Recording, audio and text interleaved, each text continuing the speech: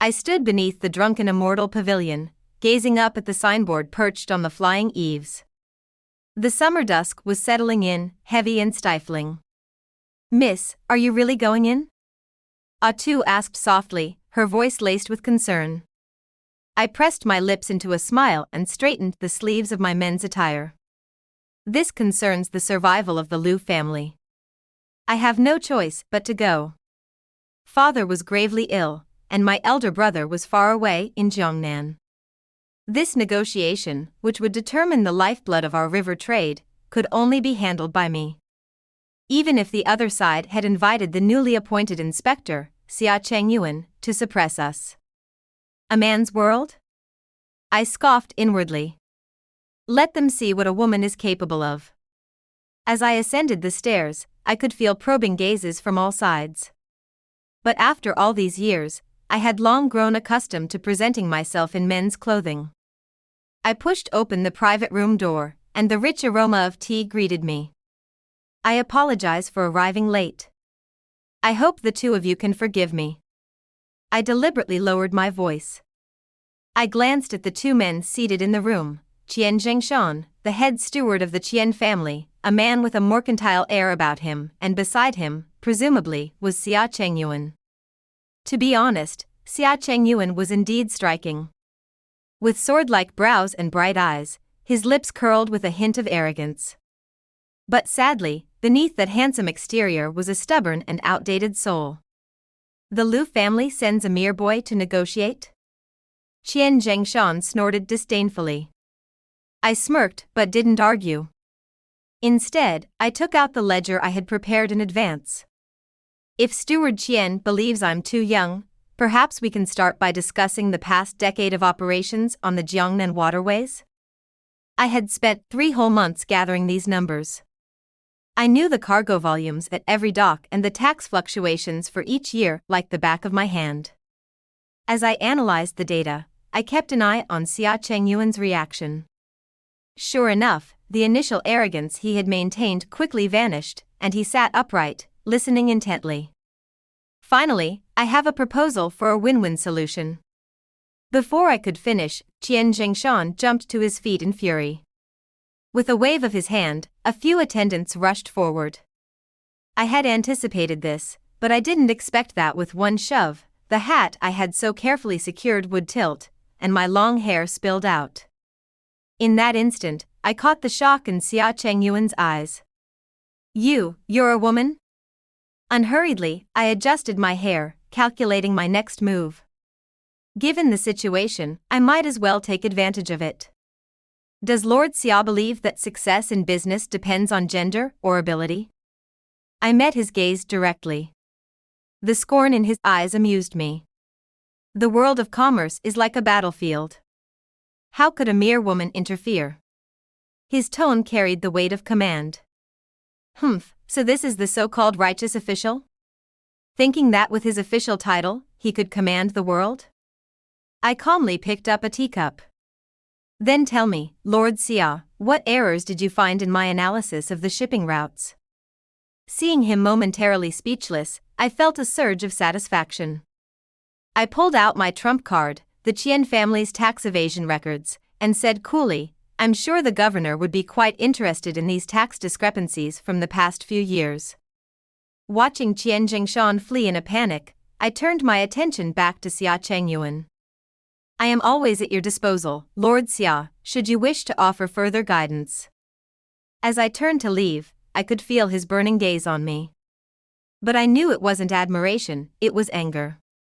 Stepping out of the drunken immortal pavilion, a summer breeze brushed my face. I tugged at the constricting collar of my men's clothing and let out a long breath. This was only the beginning.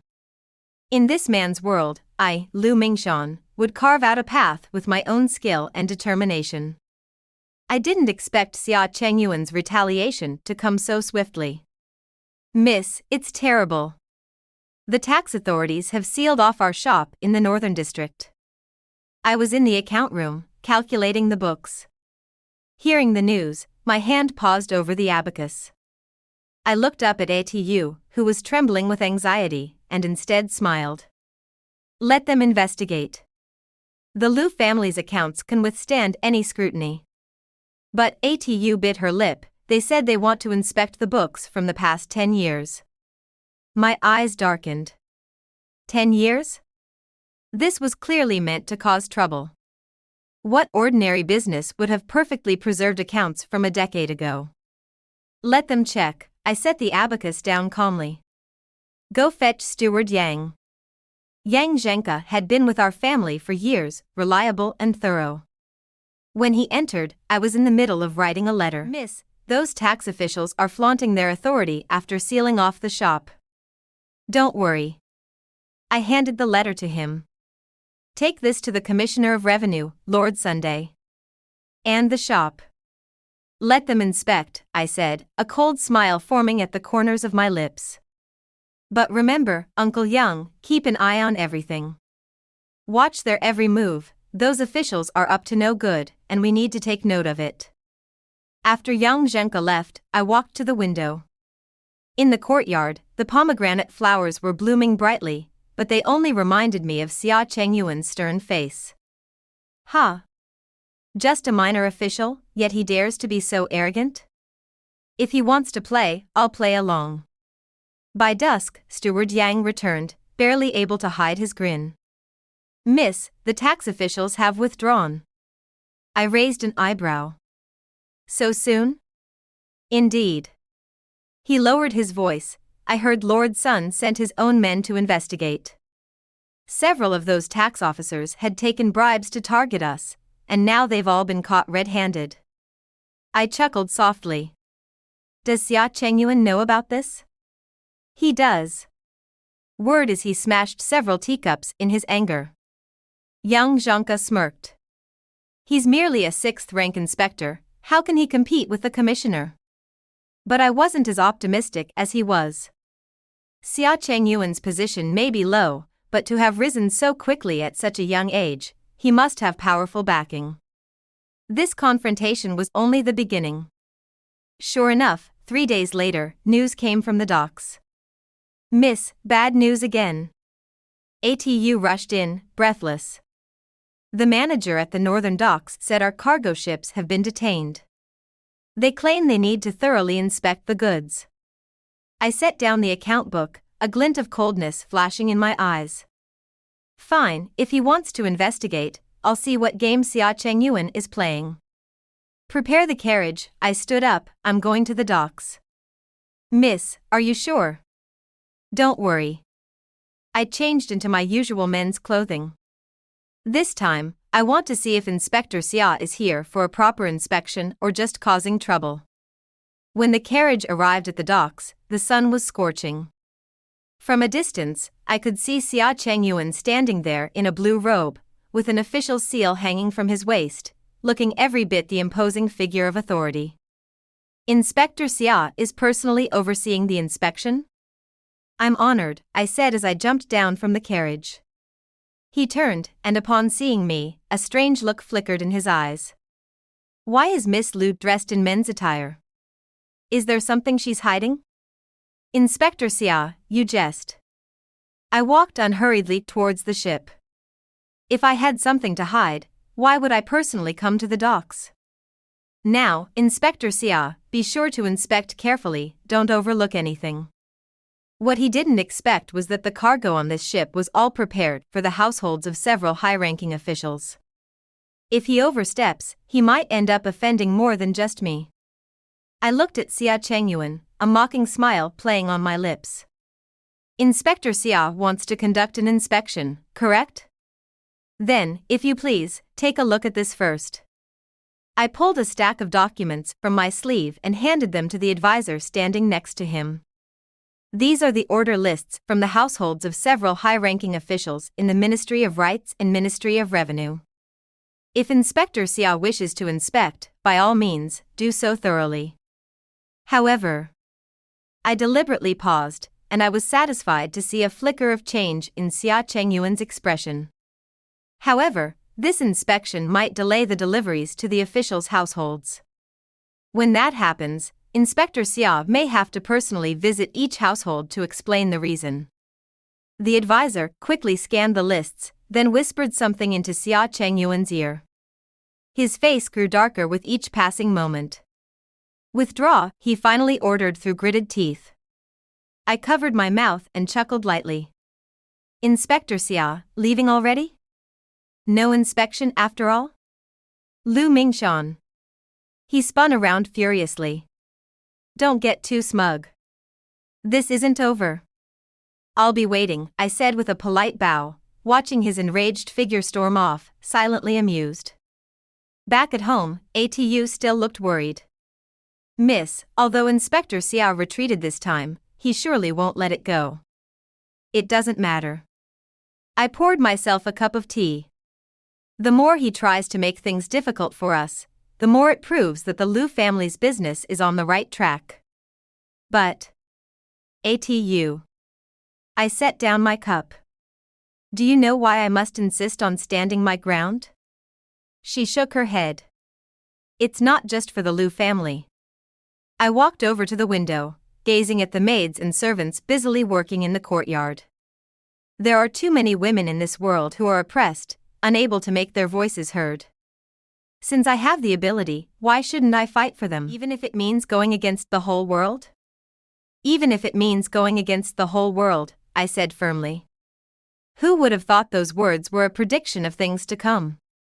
The next morning, Yang Zhengke brought even more shocking news. "Miss, something has happened at the Xia household." Late at night, just as I was preparing for bed, Atu suddenly burst in, flustered. "Miss, something terrible has happened." Her voice was trembling.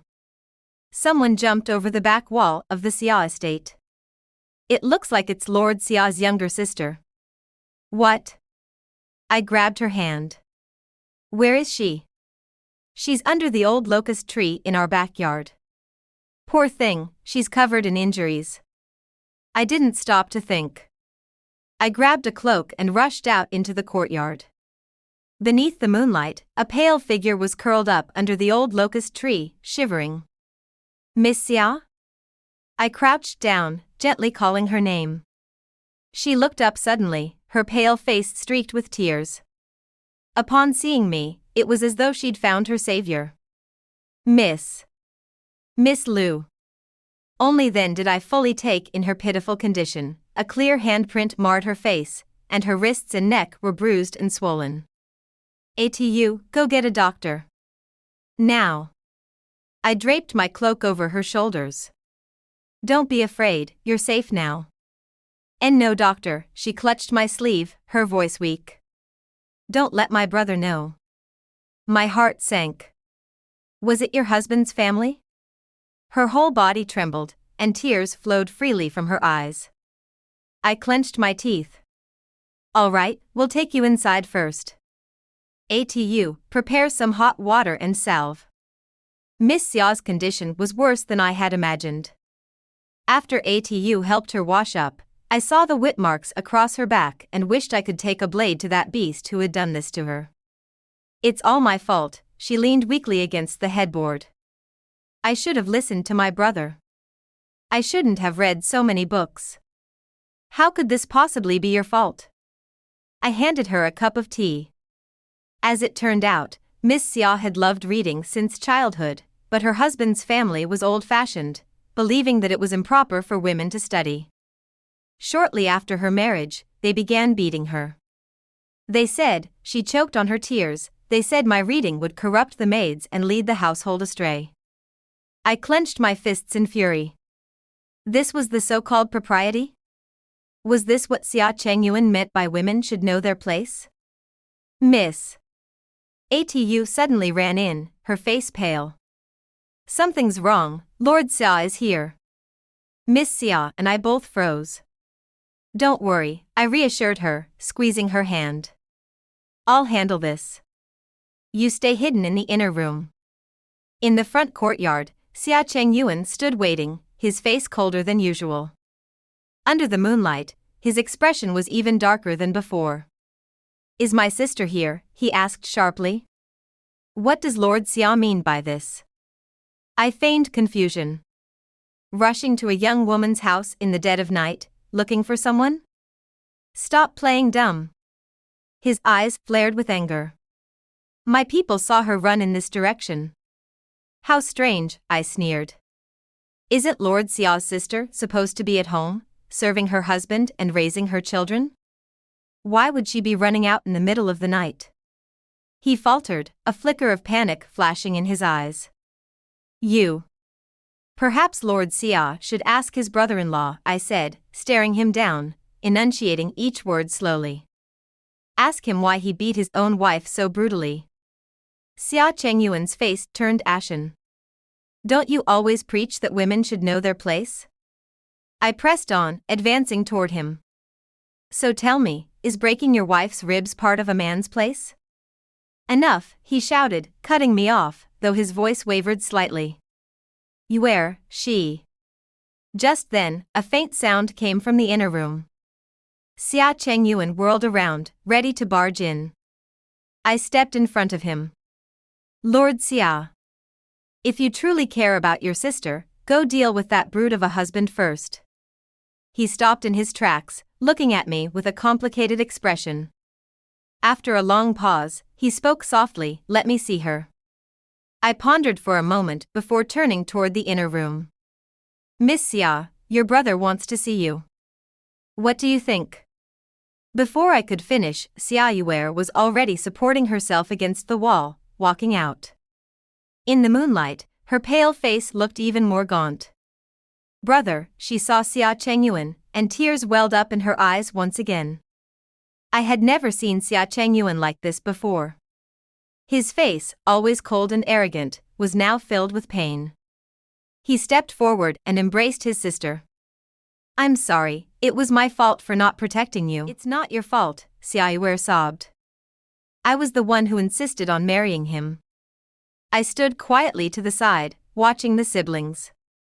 Xia Chengyuan believed his ideals of women should know their place were meant to protect women, but he failed to realize that it was precisely such thinking that had trapped so many women in misery.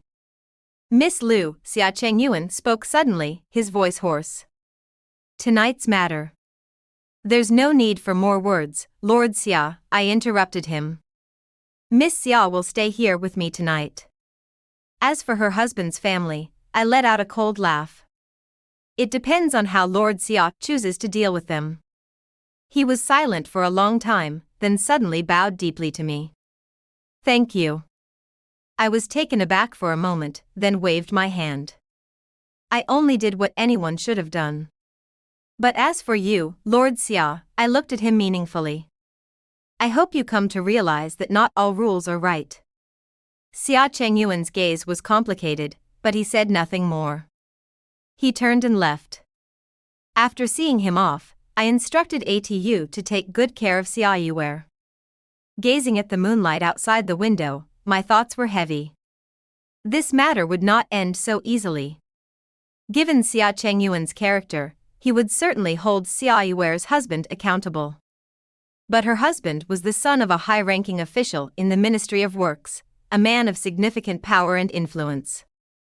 This conflict was just beginning. Sure enough, the next morning, the whole capital was abuzz. Miss ATU came running in, flustered. Lord Xia broke into the Wei residence in the middle of the night and fought with young Master Wei.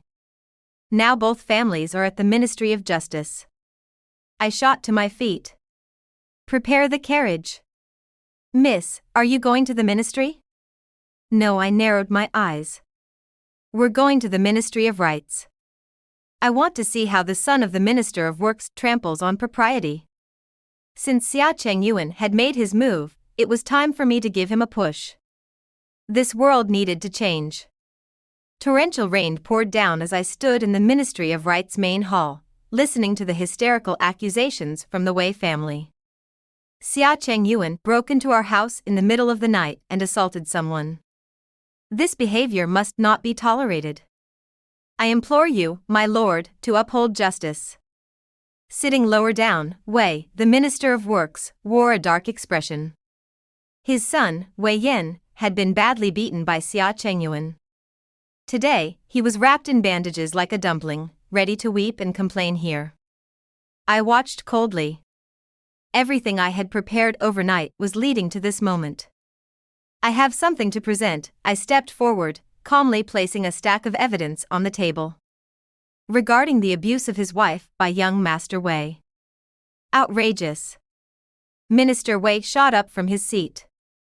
A mere merchant's daughter dares meddle in official matters? Minister Zhao of the Ministry of Rights glanced at me. Since it's a matter of a common woman accusing an official, we should at least hear her out. I secretly breathed a sigh of relief.